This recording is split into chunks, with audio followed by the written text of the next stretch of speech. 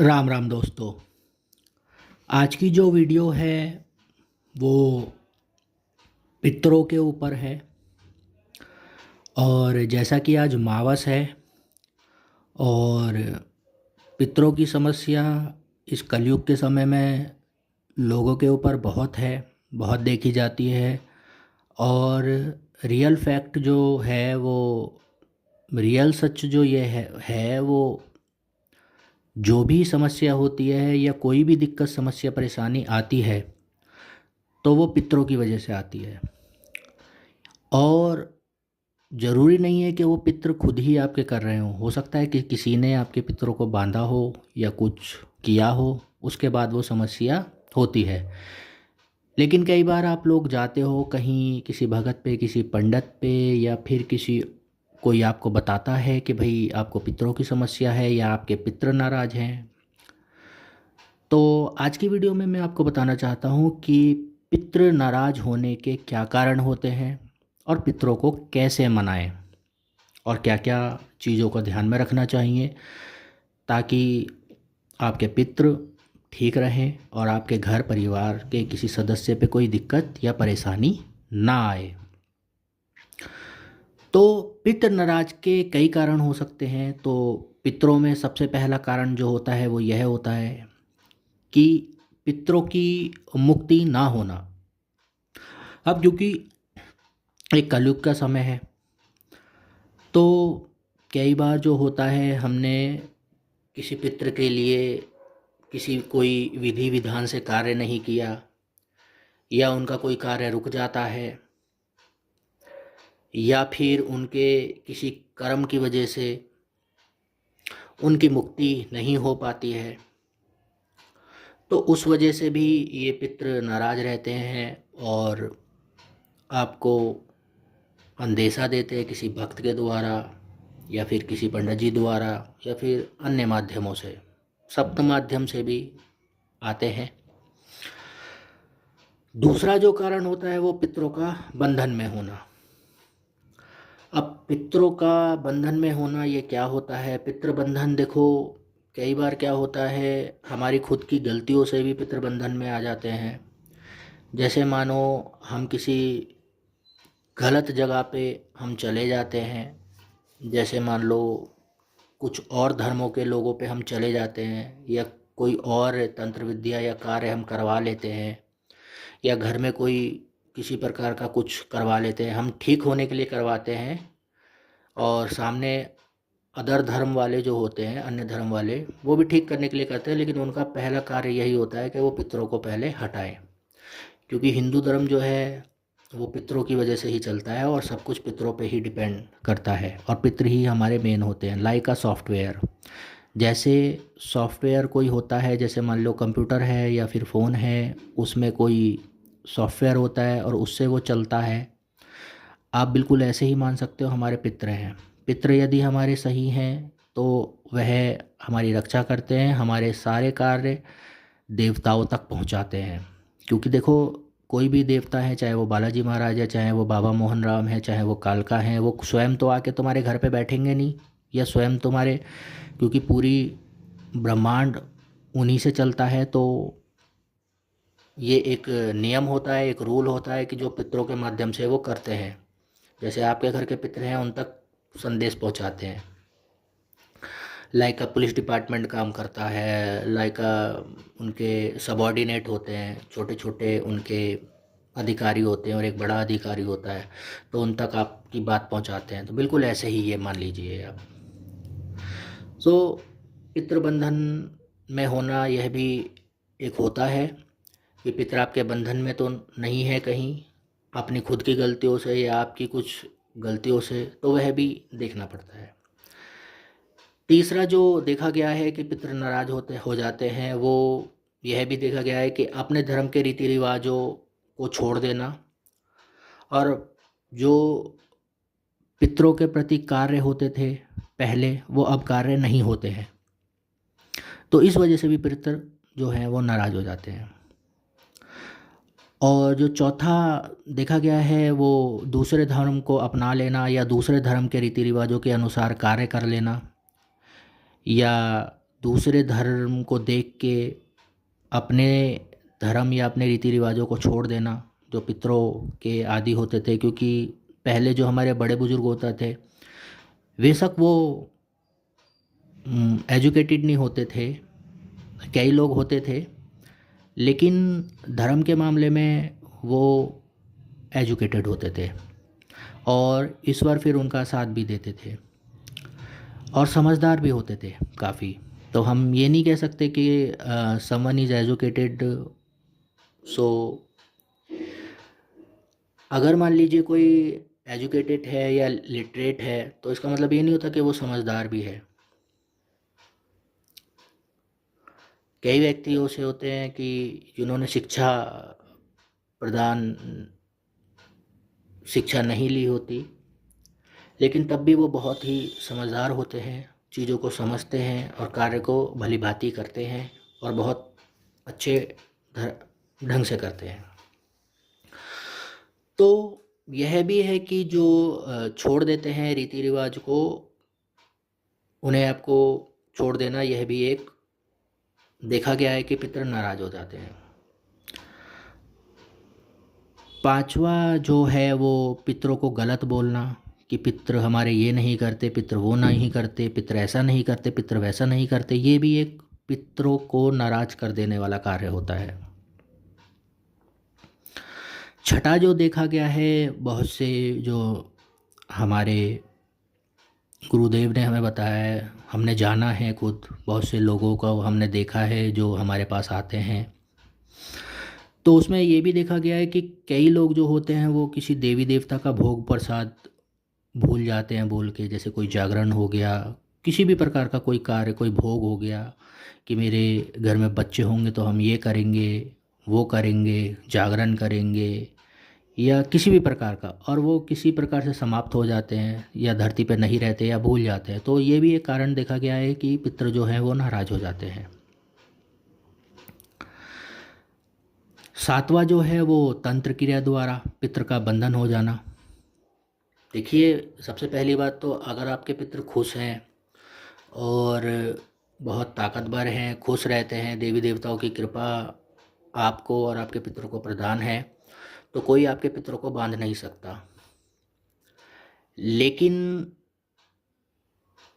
इस धरती पे हर प्रकार का व्यक्ति है।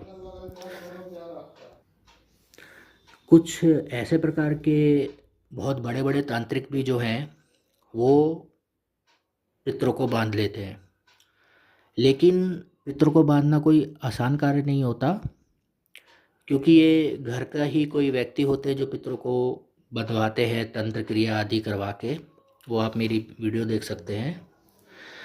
तो बहुत मतलब आप मान सकते हैं कि इसमें बहुत धन, बहुत समय और कोई जानकार, बहुत ज़्यादा जानकार व्यक्ति, आपका भी जानकार, और जो पितरों को बंधन करने वाला होगा वो भी बहुत जानकार व्यक्ति, जाना माना और बहुत पहुंचा हुआ व्यक्ति होगा जो आपको पितरों को बांधेगा।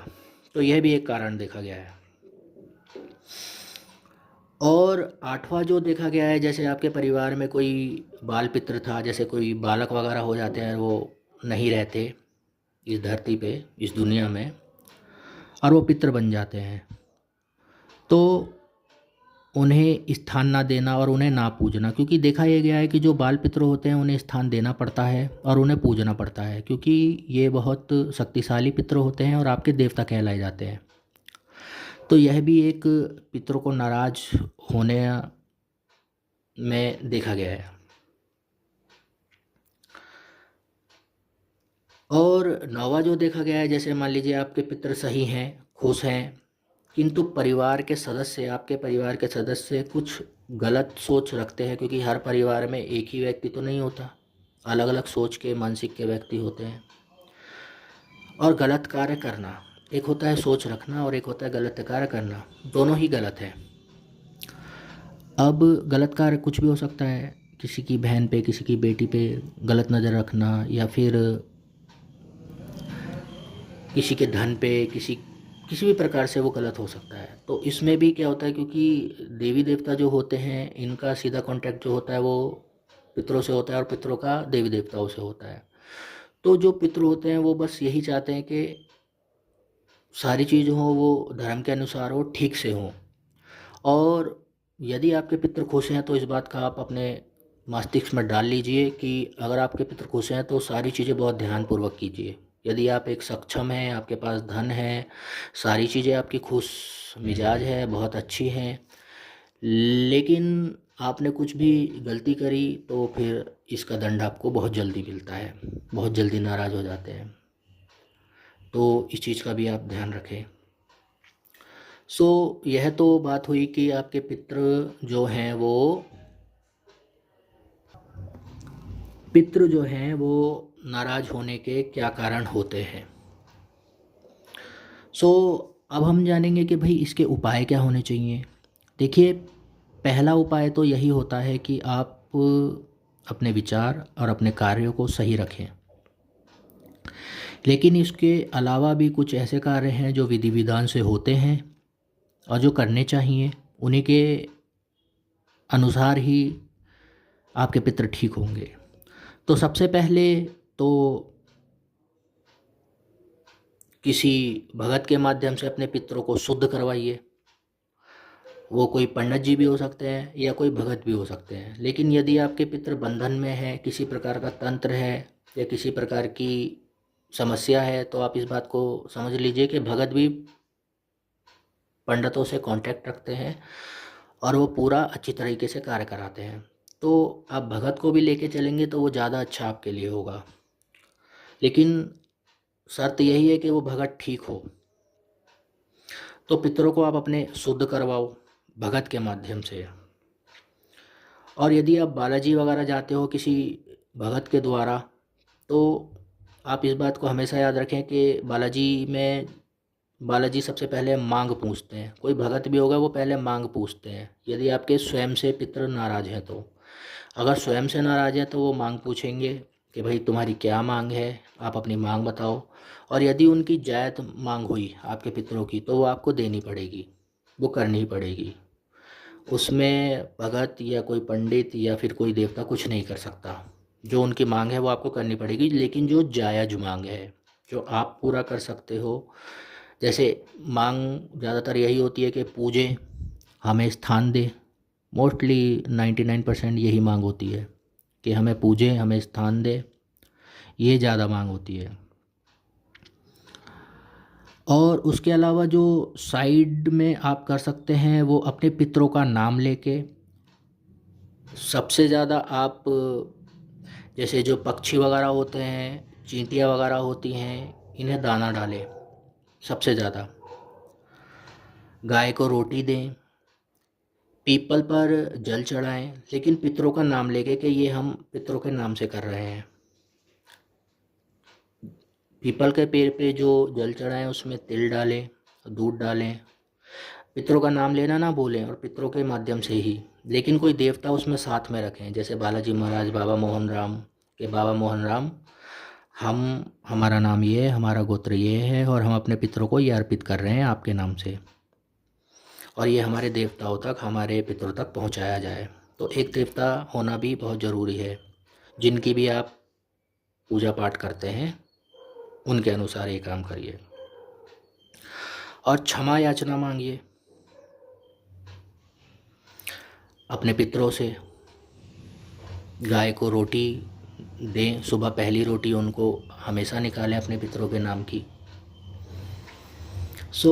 ये कुछ ऐसे कार्य हैं जिनकी कोई सीमा नहीं है।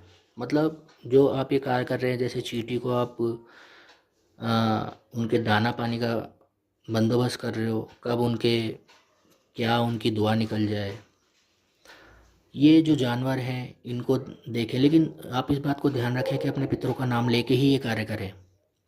इस बात को हमेशा याद रखना, देवताओं को साथ लेके और उनका नाम लेके तब ये कार्य करें और क्षमा याचना मांगते हुए ये कार्य करें।